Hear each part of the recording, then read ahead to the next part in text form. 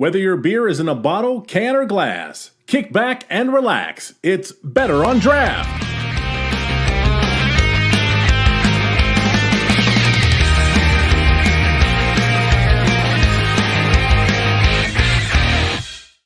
Welcome, everybody, to episode number 253 Better on Draft podcast. My name is Ken. Thank you so much for joining us on this Friday, April the 2nd. No April Fools here. We've got a great show for you today. We're going to go around real quick, introduce the host, see what we're drinking. I, myself, am drinking a high-low from Cigar City Brewing, which is their more sessionable IPA. Sessionable IPA. I am jamming on it. This might be a new favorite for me. Wendy, what's up? What are you drinking over there? Well, I am pulling a Nick today. I started with a Unite Hibiscus Saison. I don't even know what I'm talking about already. From Bell's, it was their 2019 International Women's Day collab. They continued to brew it. It's a fantastic beer. But I also have a Jai Alai. I was hoping to get the Maduro Brown, but they were out of it, so I had to go with the second choice today. Yeah, I definitely looked for a Maduro Brown today, or yesterday. Was unable to find it. But Nick, what's going on? What are you drinking? Oh, we might. Hi, Nick. Sorry, I actually hit the mute button this time, or unmute, I should say, and it didn't work the first time. So I don't know what's going on. Anyway, I'm glad that I have a long weekend, and it started today. I got a Goose Island 312. I didn't have a chance to really leave the house today to get anything special, but that's okay. And then I got a Atwater Vanilla Java Porter. All right, and Dan, what's going on over there? What are you drinking? What's going on? I had to stick to my usual. I couldn't find what I was looking for, so I got the old vodka soda going on. Also got a seltzer here ready to go after that. Oh, Dan is getting ready to have some fun this weekend. Well, we have two guests in our virtual studio today, hailing from Tampa, Florida. They might not be in the city itself, but Cigar City, we've got Wayne. How are you doing today? Doing great, man. Thanks for having us today. No problem. Why don't you tell everyone real quick who you are and what you do for Cigar City? I was the first employee of Cigar City Brewing and currently act as the brewmaster of Cigar City Brewing. I developed all the early recipes and still work on some innovation today. All right. And what are you drinking? Allagash White. Allagash White. We were talking about it in the pre-show. Still one of my favorite beers out there. And also from Cigar City, we have Neil. Why don't you introduce yourself and tell us what you do at Cigar City? Hey, I'm Neil Callaghan. I'm the brand manager with Cigar City Brewing. Just means I kind of have my hands in a whole lot of stuff around the brewery, marketing, sales, working with Wayne and his brew team, and talking about beer for a living. So it could be a lot worse. All right. Well, we're going to start with you real quick because I have a question, and this is something that I feel a lot of brewers and representatives have to deal with, and that's misnomers within the brewing industry. What are some misnomers, misinformation that you feel people might have about Cigar City or beers like Jai Alai that kind of get spread out into the ether of the beer world? Right out of the gate, I'm going to go with pronunciations. I have traveled all over the country and all over the world talking about Jai Alai, and if there is a way to pronounce Jai Alai incorrectly, I've heard every single one of them. Jai Alai, Jai Alai, Jai Alai. That one's my favorite. I don't know how you look at that and get Jai Alai, but really when Wayne and Joey were kind of developing, and obviously Wayne can speak more eloquently on this, but when they were developing kind of the ethos for the brewery, a lot of it was telling the story of Tampa, Florida through the beer. And talking about Tampa, you have to talk about the game of Jai Alai. If I would say for people who aren't familiar with the game, if you're over the age of 35, it was the thing in the beginning of Miami Vice. And if you're under the age of 35, it was in an episode of Jackass. They were throwing oranges against Steve-O's ass. One of my favorite parts of the TV show, mind you, is that particular bit. Sorry, I had to throw that in. Oh, absolutely. We're bridging cultural gaps here, So really explaining what Jai Alai is something that we do an awful lot. So part of my role as brand manager is a lot more to talk about the brand itself and talk about the inspiration for the marketing and sort of the story that we're telling. As far as the brewing, as far as the ingredients and some of the misinformation that's out there, Wayne's probably the better guy to talk to about that. But really what our brewery is all about. Even the name itself is something that I feel like there is a lot of confusion around. We still get people that go, oh, Cigar City, so you brew cigars there? No, we don't. That's not how that works. But so again, talking about Tampa history, you can't talk about Tampa history without talking about cigar history. Late 1800s, early 1900s, there were dozens and dozens of cigar manufacturers, mostly in an area of Tampa called Ybor City. Tampa was actually the biggest purchaser of Cuban-made tobacco in the world before the Cuban Revolution. So it employed thousands of people and was really an integral part of the growth of Tampa. So that's part of, my job is to get out there and explain where some of the inspiration for the branding and the marketing comes from. But as far as sort of the liquid itself and the beer itself, I think Wayne's probably the best guy to talk about the things that he's constantly explaining. All right. Well, he actually, I don't know if he dropped off. We might have lost him for a second, so you're stuck with us on a one-on-four interview here for sure. Don't worry, we got plenty of questions for you to keep going through. We kind of talked about it and alluded to it earlier. When we were talking pre-show, I love getting to know you guys a little bit more before bringing you on.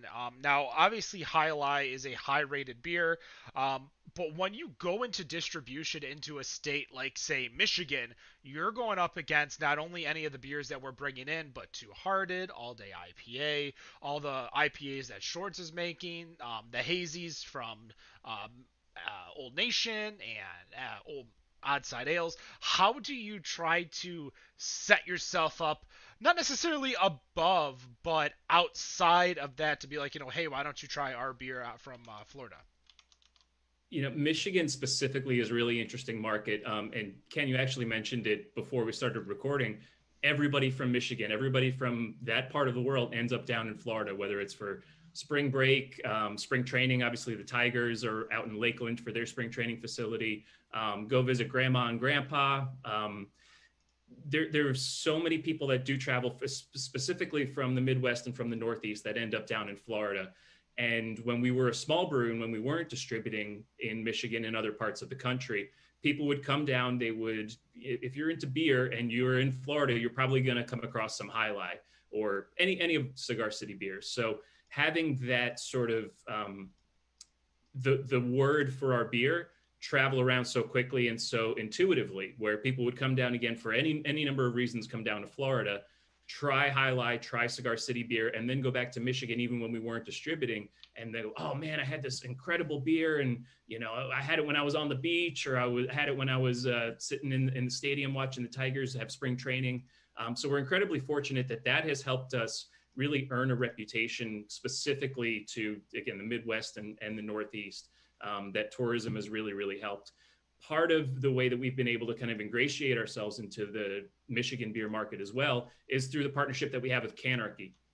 So we are part of the brewery co-op. It's called CANArchy. It's us, it's Oscar Blues, Three Weavers out in California, Squatters and Wasatch in Utah, Deep Ellum in Texas, and obviously Perrin, who are out in Comstock, Michigan.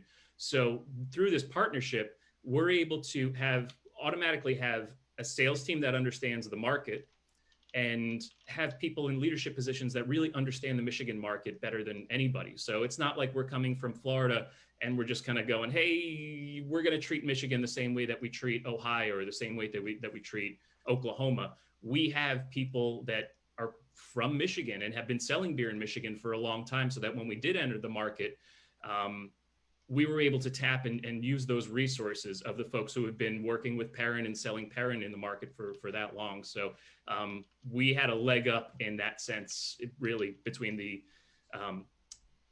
migration between Michigan and Florida and being part of an organization that includes Perrin. It's been awesome.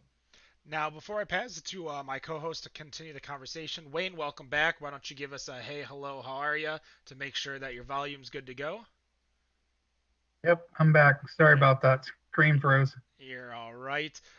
Neil was doing just fine answering all of our questions, so I am going to discuss real quick because, as you mentioned, with Cigar City being part of CANArchy, and we have here in Perrin as part of CANArchy, there was a few years ago you actually came, Wayne, you came to Michigan to brew Jai Alai here at Perrin. Now, we've discussed with other brewers trying to get the water right and trying to get all the little, the chemistry portion right to make it taste as close, if not the same. We had that when there was a brewery here in Michigan, Old Nation, started brewing a contract brew over at Brew Detroit. So trying to get that down, how were you able to do that in such a short time that you were up here to brew that batch? Well, I mean, it definitely wasn't our first shot at it. I mean, we've been working with Brew Hub and some other facilities to increase the volume of production to do our best to meet demand. So it's just basically, sharing notes, looking at the brewing equipment. Obviously, like you said, water is a big part of the whole deal. And there are certain things that you just have to kind of see the results of a first run before you can make any adjustments. It's definitely not something that's easy, but it's definitely something that's achievable. I don't know, but at the time I still have a close relationship with John Stewart, and we seem to work really well together, and I felt like we ended up doing a good job in a short period of time.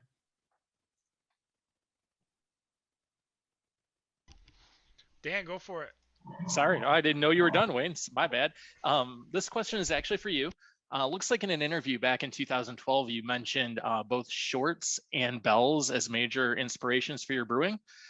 As years have gone on, what newer breweries are starting to inspire you to continue to up your game? I don't know if it's necessarily inspiration. I think it's more about continuing to focus on fine-tuning traditional styles. In some cases, focusing on new raw materials. I wouldn't necessarily point at a single brewery. I will say that my brewing experiences with Sean Hill have been very productive. I think some of the conversations and work we've done let me see some of the possibilities. Like sometimes I think that I have a tendency not to explore things as deeply, even though I feel like I've looked at things thoroughly. And sometimes working with other people can help you realize that you can take it a step further than that. You could do even more research and delve into it further.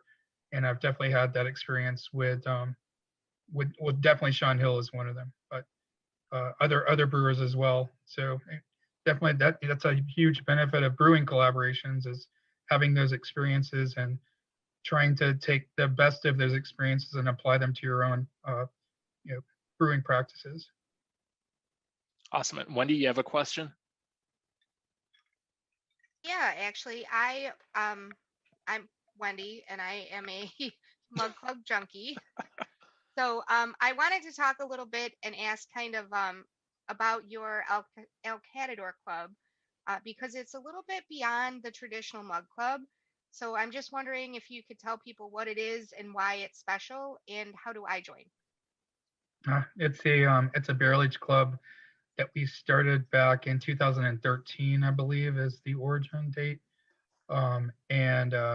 So basically, we decided to make these special exclusive barrel aged beers and try to invest as much passion and emotion into these different projects, and then focus on unique barrels and unique raw materials and whatever else sort of struck our interest at the time. And El Catador Club then became a tangible entity at that point, and we've just been moving forward as time has progressed, and I think it's continuing to evolve, and I think that I think Club 12 was like a brighter evolution than maybe some of the prior club releases, and it's just really I love being involved with it, and I love the creative freedom that it provides me. And I especially like the direction that it's headed now. One of the great things I think we've done recently is instead of just offering one 750 ml bottle, we've now switched to two 500 ml bottles. And I think that, in my opinion, I wish that had been the way it had been from day one, because personally, if I'm getting something special like this and I only have one bottle, the chances of me opening it immediately are probably slim to none. But then there's also a high opportunity for me to sit on it so long that maybe it goes past its prime.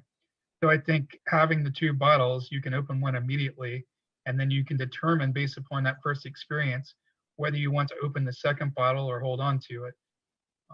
So we've definitely seen an evolution in the last since Club 12, and I'm hoping to see continued momentum as we move forward with the club.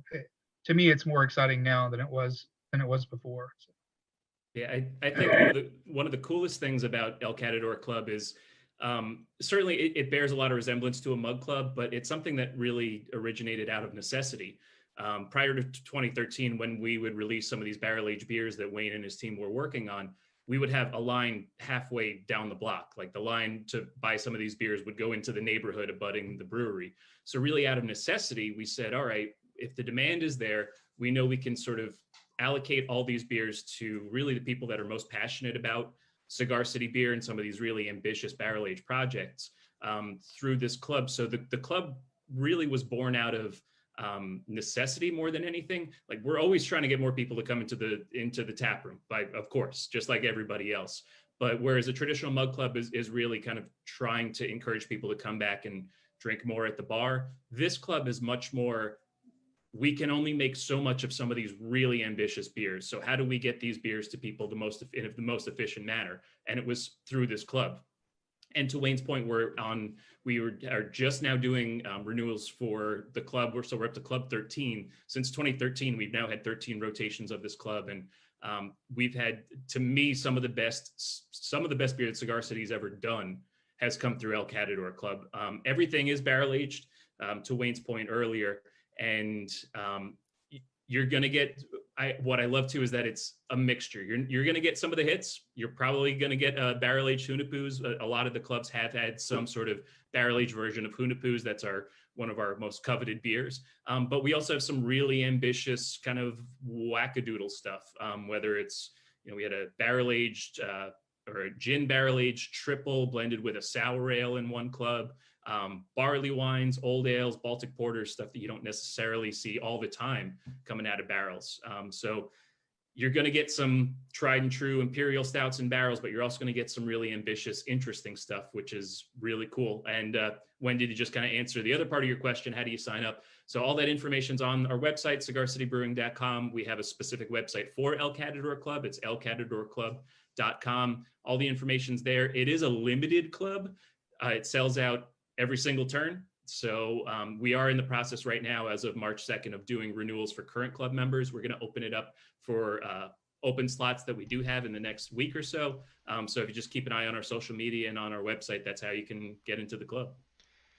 You mentioned the supply, or excuse me, the demand is just outreaches the supply exponentially, which in turn creates a secondary market for a lot of your guys' beers. This is more towards, Wayne, how do you feel about when you see some of these prices of your beer just double, triple, quadruple what you're selling it for? What is your take as a brewer making that, and as the first employee of Cigar City? Like, what's your thoughts and opinions on that? To be honest with you, it's not something I think about very often. Okay. It's people's choice to do that. It's legally out of our hands at that point.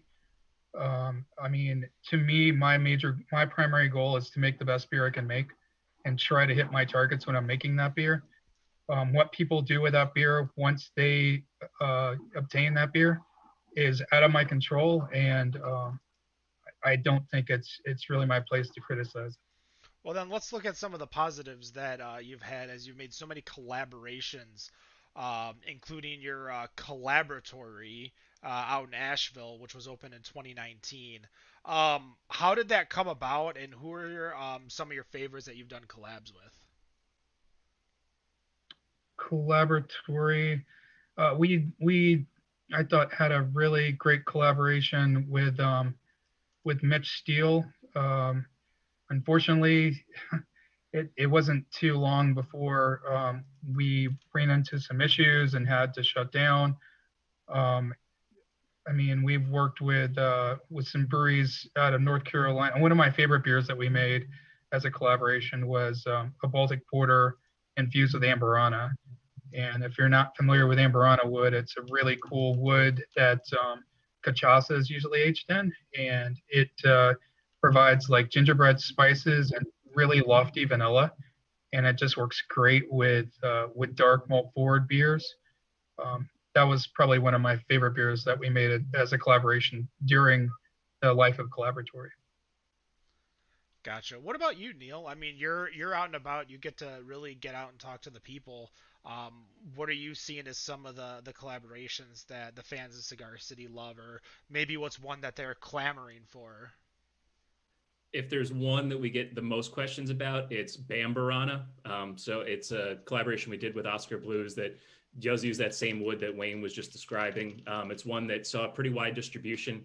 On our social media, people ask about that all the damn time was Bamburana. When is that going to come back? And thankfully, again, being part of CANArchy, that's something that very well could come back. It's not out of the realm of possibility. For my money, we've done a couple collaborations with a brewery in the Atlanta, Georgia area. It's called Wild Heaven. They do some incredibly ambitious stuff. Their brewmaster and owner, Eric, is a lunatic, and some of the ideas that he comes to the table with are really great. And for sort of sentimental reasons, one of the collabs that we did definitely has a sort of a soft spot for us. It was called To Dan. Hey. It was No, keep going. Sorry. Yeah, there we go. It's Not you, Dan. Oh, it wasn't to me? No. Oh, well. We very well may make a collaboration inspired by you, Dan. It's not too late for that. Sounds good. But that was a super cool beer. It was brewed in honor of a friend of ours named Dan who had passed. So that one's got a sentimental spot for us.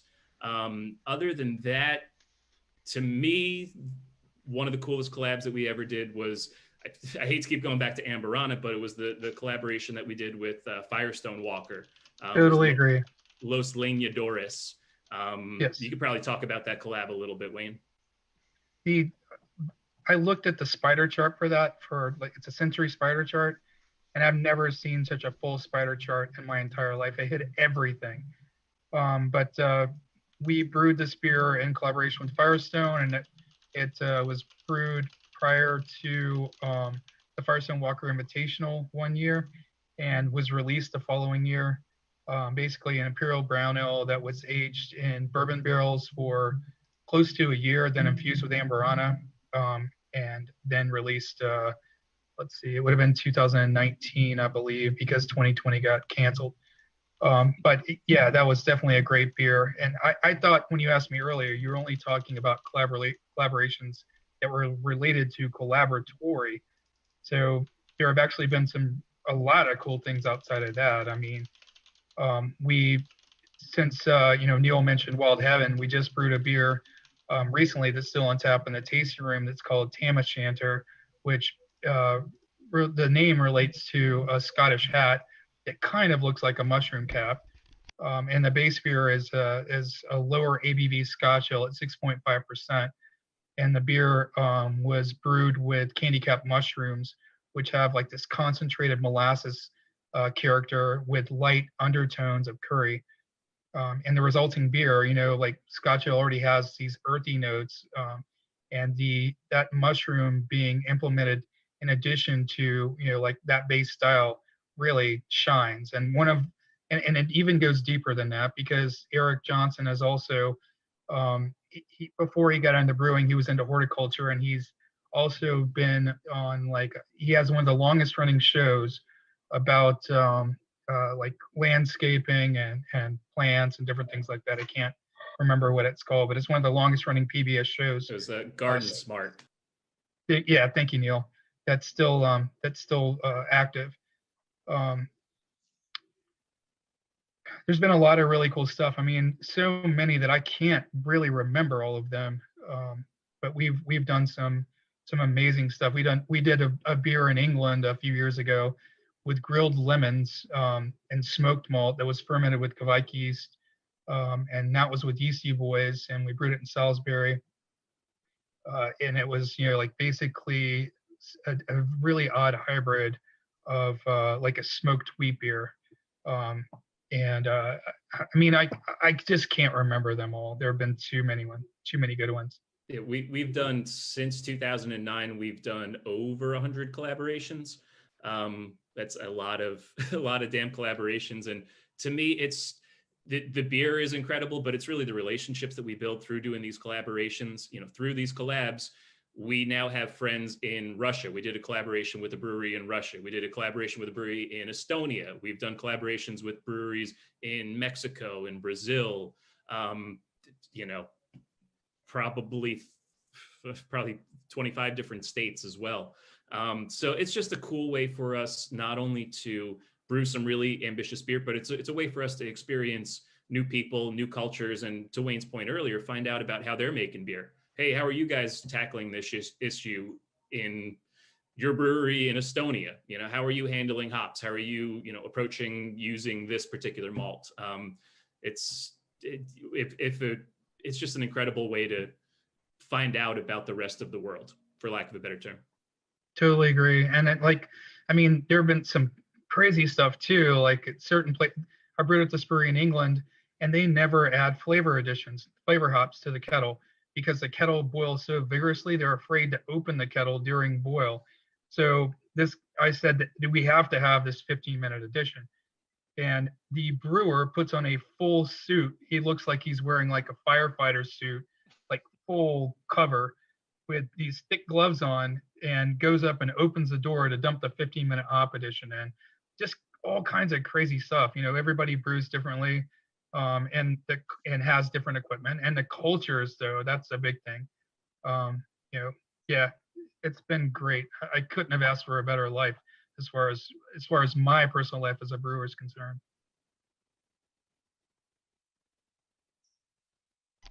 Nick, I know you had a question for Wayne over there. I do. So Dan kind of touched base on it about the interview that you did a little while back. In that same interview, you mentioned that your style of brewing involved culinary, and I'm going to botch this word, Zimmergy. Am I saying that right? Okay. Zymergy. Zymergy. Thank you. Just a study of fermentation is all. Okay. So English is not my strong point anymore. So, so is that style? Do you still brew with those two things in mind? And if not, what's your sense of brewing, your style of brewing nowadays in 2021?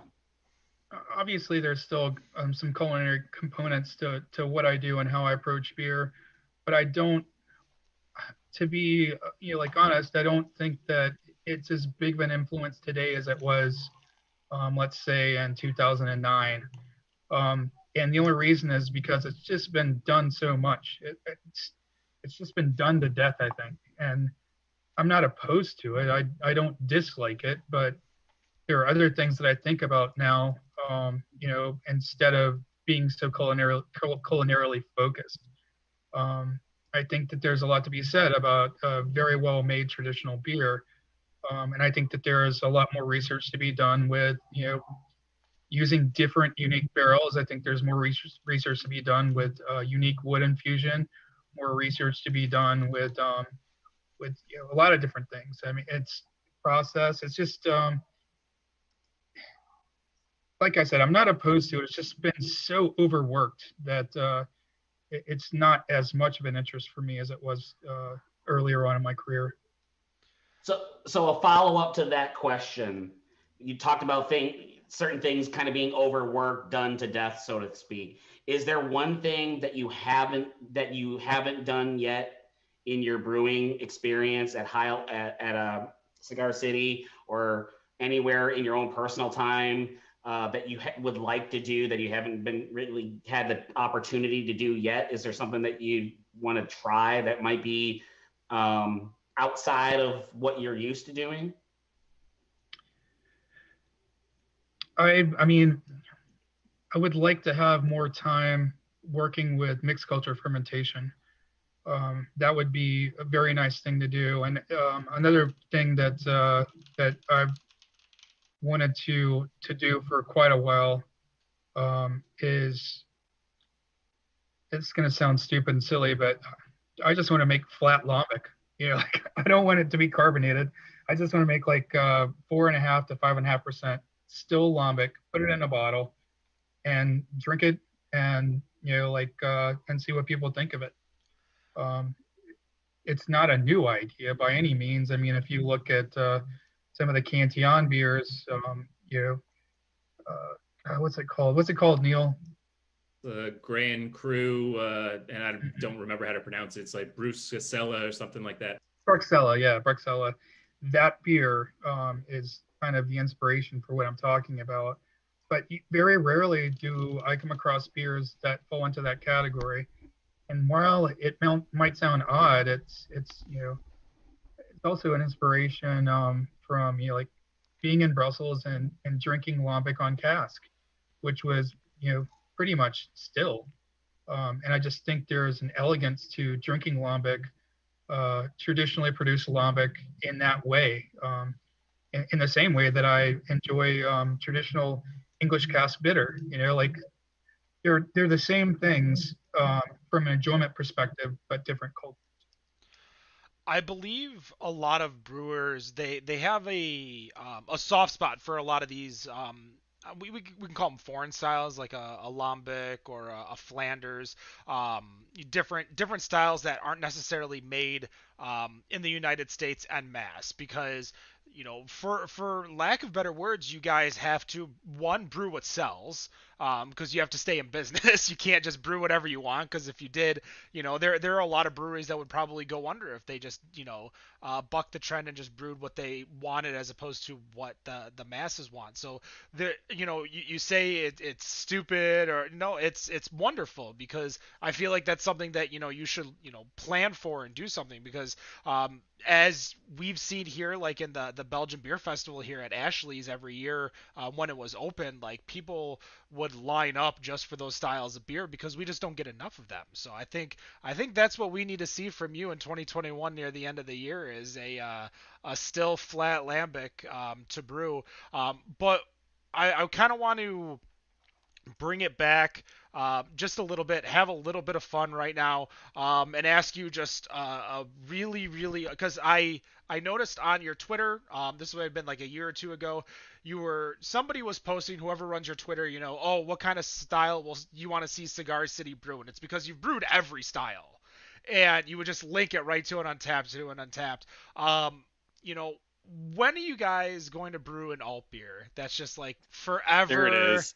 Like I love alt beers. It was only a matter of time. I think they're a very underrated group. Alaskan Amber is such a solid top seller within the country that I feel like that would be a beer. Do you guys have like an amber or an alt beer or some type of malt forward red down there that sells a lot more that we might not see up here in Michigan? We have a beer called Tokabaga that, but it's a bigger beer. It's outside of alt, and it's American hops, and it leans pretty heavy on Citra and Cascade. So it would be outside of what you're talking about. But towards the end of last year, we brewed a really great alt beer at Collaboratory. It just didn't spend enough time on tap, and it's not that I can't do it. I can do it really well. It's just a matter of having that opportunity to do it. And I think it would be a great beer that we could throw in the lineup going into, September of this year. And I don't know about distribution though. That would be something that would be different and more challenging to consider, because now you're talking about taking on packaging and moving to all these different markets. But I think it could definitely be done from a draft perspective. I mean, I'm very confident about alt beer. I know exactly what it should taste like, and I've had it in Germany, and I enjoy it tremendously. We've done an alt beer. In 2014, we did a beer that was just called Alt Beer, with Cigar City Alt Beer. We've done a couple of them, and I think we've also brewed a couple styles that fit pretty firmly in those style guidelines. But sort of to Dwayne's point, it's tough to explain what an alt beer is.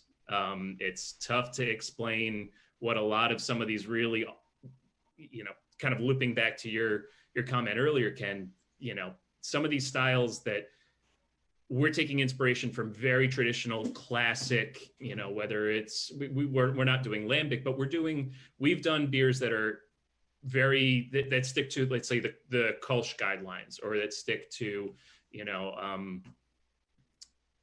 any number of these styles. We call them something different, so we have to do a little less explaining on the consumer end. So we have a beer right now that's I think a really good example of an English special bitter. It's called Flag or Fail, but to avoid having our servers have to explain what a special bitter is all the time, we just call it an English pub ale. That's what I see with Minaret, Minaret. Exactly. Yeah, that's another one. That's that actually won a medal at GABF for English or for extra special bitter. And unfortunately, it's just a style that requires a little too much explaining. So we just call it pub ale when we do brew that beer now. It's a really good beer though. It's a gold when you're at GABF. It's one of my favorite beers to drink on nitro that we make. Very good beer.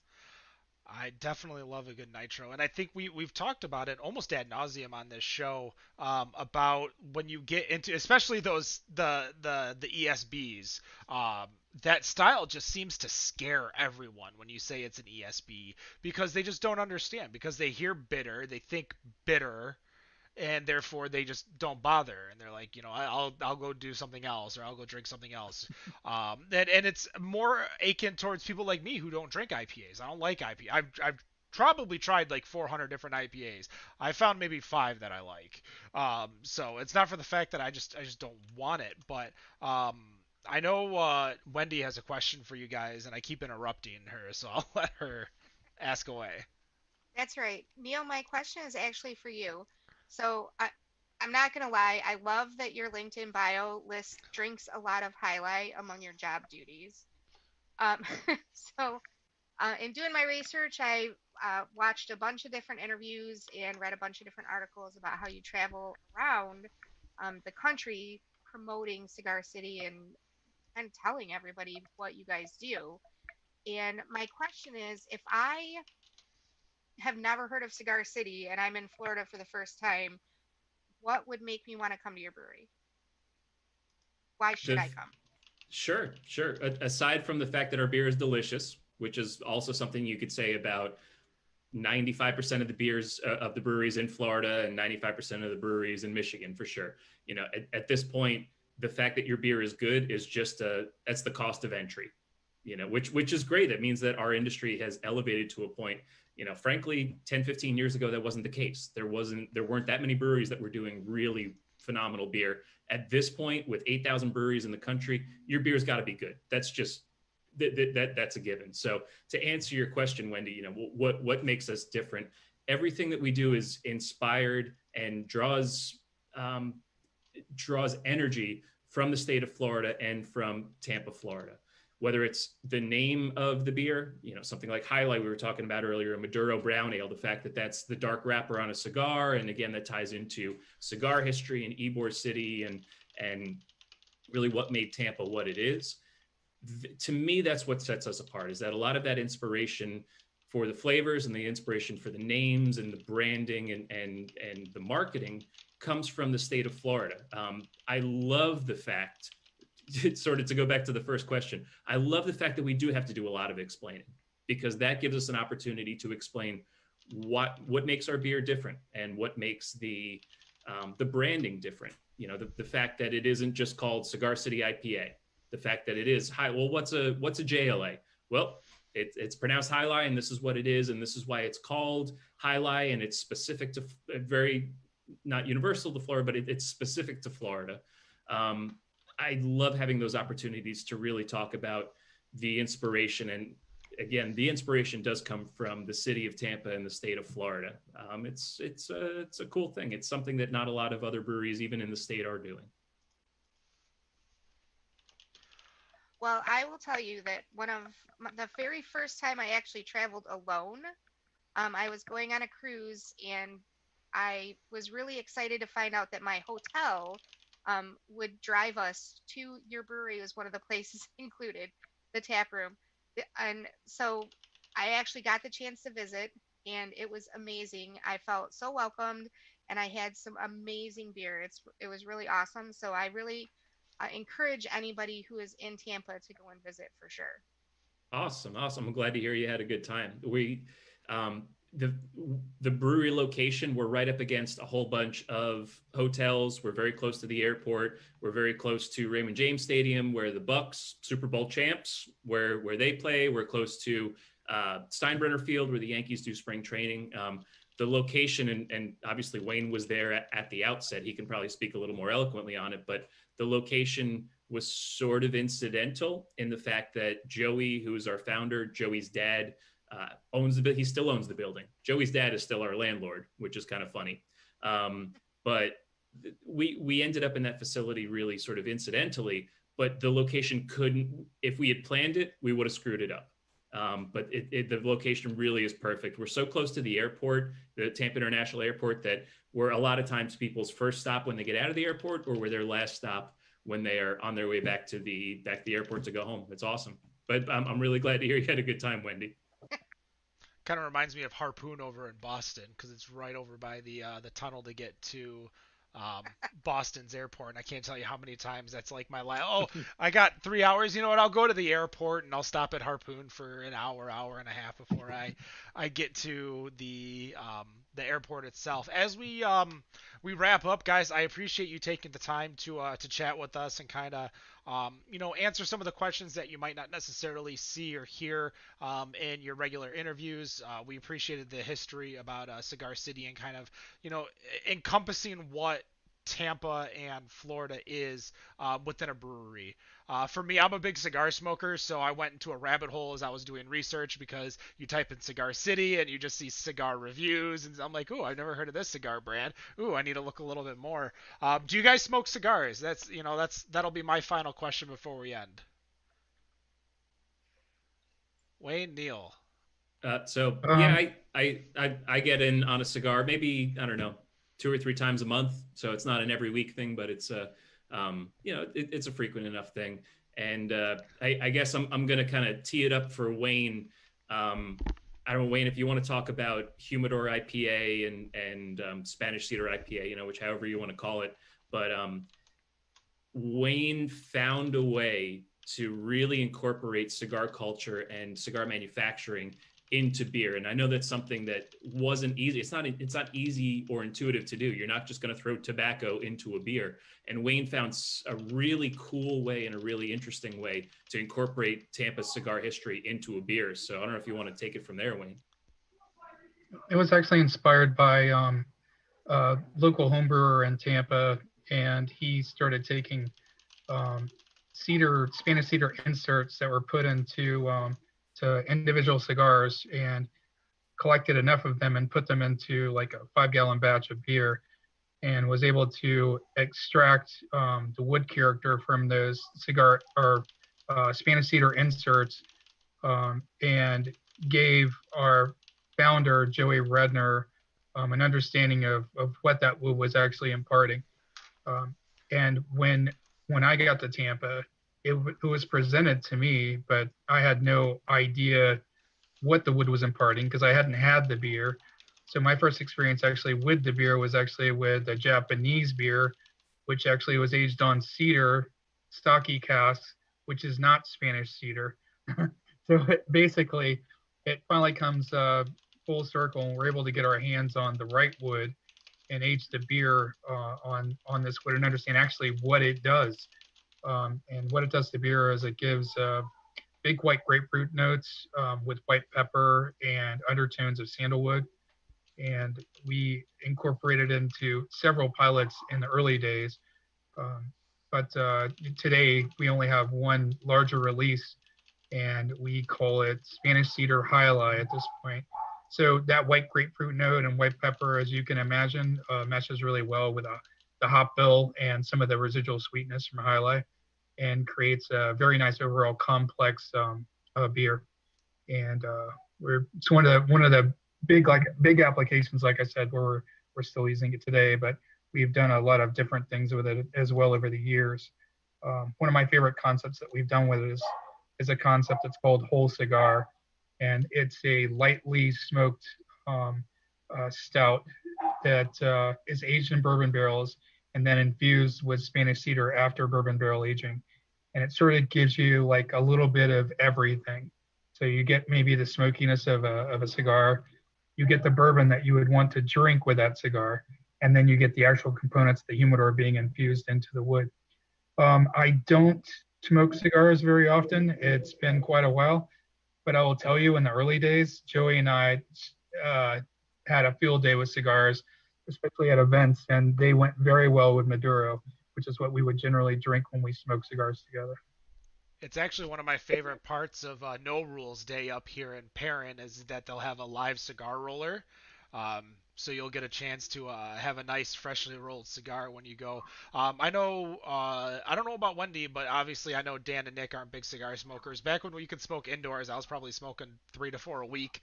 One for bowling, one for karaoke night, one for pool night. Like, just anytime I had a chance that I knew I was going to be at a place for a couple hours, just, I had a humidor in my car. That's how serious I was about smoking cigars. But as we're doing our final circle to close out, Dan, what's your final question for these two gentlemen? All right, this is directed towards Wayne again. So we were talking about the collaborations that you've done here. Actually, both of you were talking about them over the years. Made me do a little digging, and I found something that I don't think anyone else has done. If they have, it's not really out there. What made you get together with Bottle Logic and brew with Eggfruit, of all things? Oh God, man, that was absolute torture. If you do you know what Eggfruit is first? I do. Yeah, I happen to be in Arizona, and it's something you can get here. I don't know if these guys in Michigan can, but I do. So I think it's referred to as like the custard fruit. Yep. Because when it's really ripe, it almost comes across like egg custard. But it also can produce some sulfur components. And I processed all the fruit by hand by myself. And these are not easy fruits to process. And you can't get puree of this. So the only way we could get it was to order it from a produce stand called Robert Is Here, which is in South Florida. It's if it's not world famous, it should be world famous, a world famous produce stand. I mean, it's amazing what they carry there.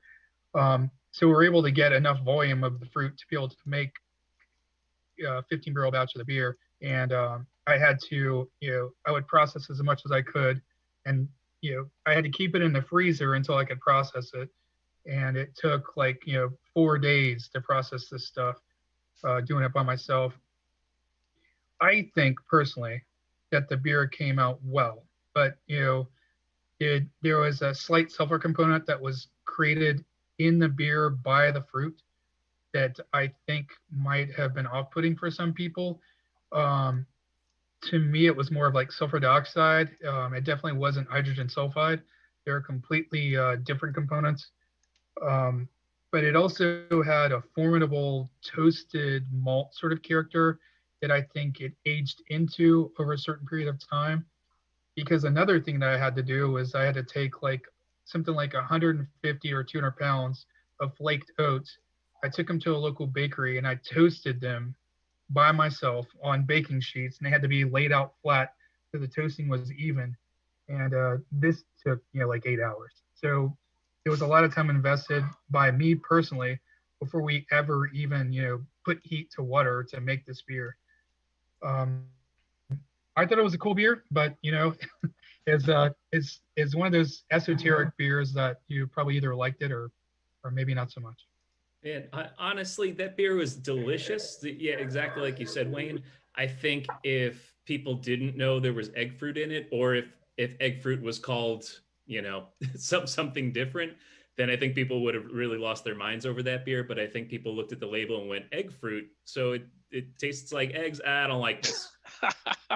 Makes sense. Yeah. And the fruit actually has a different name. I just can't think of it right now. It's I like, think we decided Conistil or Canistil or something like that. something like that, but we decided to call it egg fruit because people would probably understand it better. But in retrospect, we probably should have just called it by its the Spanish name for it, and it probably would have been might have been different, but it was, regardless of what it was, I think to some degree polarizing, not necessarily because of the liquid, but probably because of people not understanding what it was. They would have pretended like they knew what it was. Canistel is right. They also call it the cupcake fruit, according to Wikipedia, which we know if we read it on the internet, it's correct. And we should have just called it cupcake fruit. We would have been rich. We would have made millions. It would have. Yeah, if we could have gotten Bottle Logic on board, because a lot of their names are, set up in a certain way, and a lot of times when we work with them, we try to align the two feels of both breweries. But yeah, I'm not disappointed with it. I just think it confused some people. Now I want to get my hands on it so I can try it. So my last question for the day has to do, I know Dan's drinking the seltzer over there, and I know it's crazy. I posted one day that I liked a seltzer, and I got like 3 invitations to seltzer groups on Facebook. So I saw that you guys are creating a seltzer program, and I actually looked for it when I went to pick up my beer for tonight.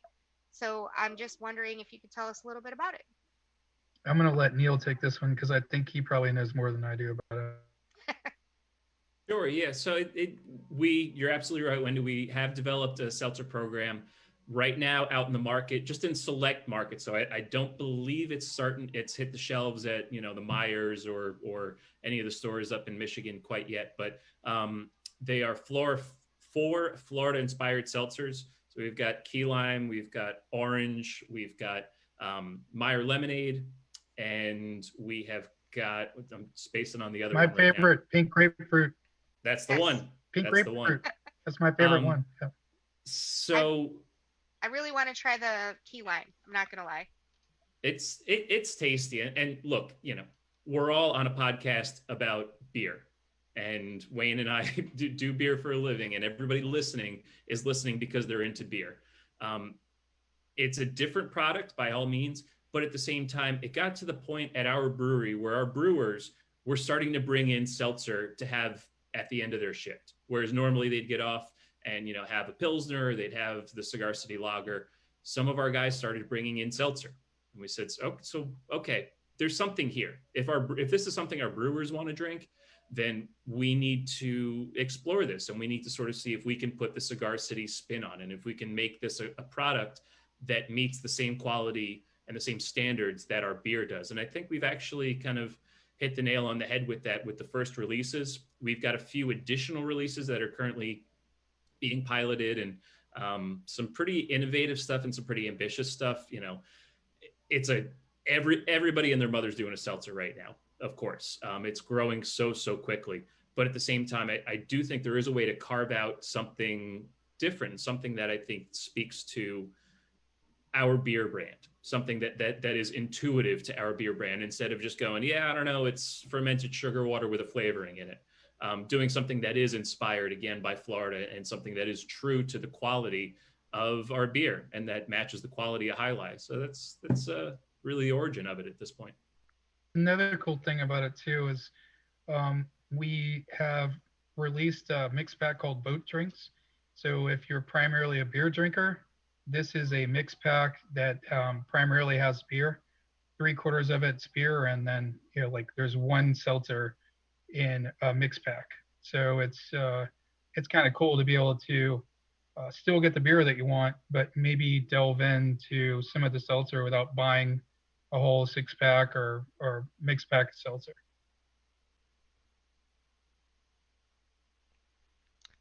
Nick. All right, I guess I'll close it out with my favorite question of all. Not so much about Cigar City, more about you guys. So we'll start with Neil on this one. Your guilty pleasure beer that is not Cigar City, it's in your fridge. What is it? You know, I'll give you just a funny little story about kind of my background to set this up. In a past life, I worked at a tattoo shop. This was, like 15 years ago. And the guy that had been tattooing there the longest, like serious dude, like face tattoos. 15 years ago, he had face tattoos. Like he was a dude from New York. Like you didn't mess around. His favorite band in the whole world was Death Cab for Cutie. It was hilarious. Like that's Dan's favorite band, by the way. Not even close. So I bring it up to say this guy helped me kind of learn about or be comfortable going, you know what, there's no such thing as a guilty pleasure. If you like Death Cab for Cutie, if that's your favorite band, go for it. If you like listening to, like Joni Mitchell, I know you might want everybody to think you only listen to like Slayer and Meshuggah, but if you like Joni Mitchell, just friggin' own it. Just own it. And by that extension, I don't really have a guilty pleasure beer in my fridge right now. I could pick up the computer and show you. I've got Coors Banquet. I've got Miller High Life. There you go. And any number of those things. There really aren't. I don't necessarily have guilty pleasures.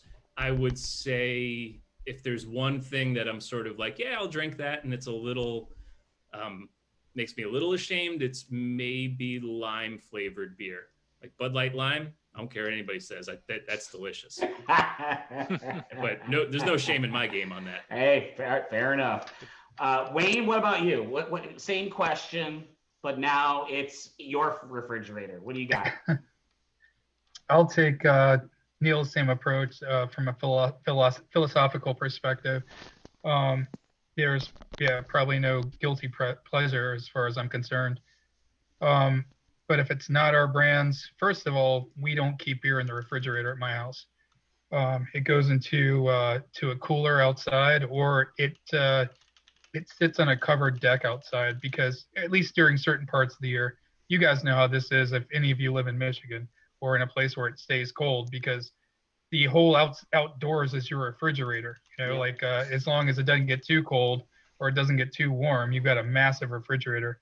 So we sort of take advantage of this and try to keep more space in the fridge for food and other things like that by storing beer in like a cooler that has insulation that's about the same on the same par as a Yeti when it gets too warm or too cold. So right now I have Spot and Lager, Sierra Nevada Pale Ale, and Allagash White, which I'm drinking right now. What's typical to see in there, very, very common, is Spot and Lager and Sierra Nevada Pale Ale. Those are very common beers to see. And if I had access to like a really good, well-made Pilsner, something like Frame Pils, that would be in my cooler instead of Spot and Lager right now. But I can't get it down here in North Carolina. So I've listened to a good amount of episodes of your guys' show. You guys do a really amazing job. Well, I haven't listened to every single one, but just out of curiosity, what's been the most embarrassing answer? Well, speaking for myself, and Ken and Dan and Wendy and Rob, who's not on the show tonight, know how I feel. I think someone said like the last couple of weeks, Ham's Light or something like that. Yeah, Ham's Light. Mean, like. Now I'm giving you guys Ken. the heads up, because we always mention Ham's Light as a joke, and he listens to the show because I showed up to his brewery and I heard my voice over the speakers. It was the weirdest thing in the world to hear walk into a brewery and you hear yourself. No, I think the worst answer is no answer. As you guys say, as much as it's a guilty pleasure, it's still a pleasure. And Nick doesn't have the shirt on today, but we have a local brewery here who's our sponsor, North Center Brewing. Their slogan is, "If you like it, it's a good beer." And that's kind of the mantra that we take here. Guys, thank you so much for joining us. We appreciate the time you spent with us, giving us a lowdown about Cigar City Brewing. Check them out. They're over by the airport, so now you don't even have an excuse. If you're flying in or out of Tampa, you have to go check them out. No matter what you think of your beer, we think it's better on draft. Have a good night.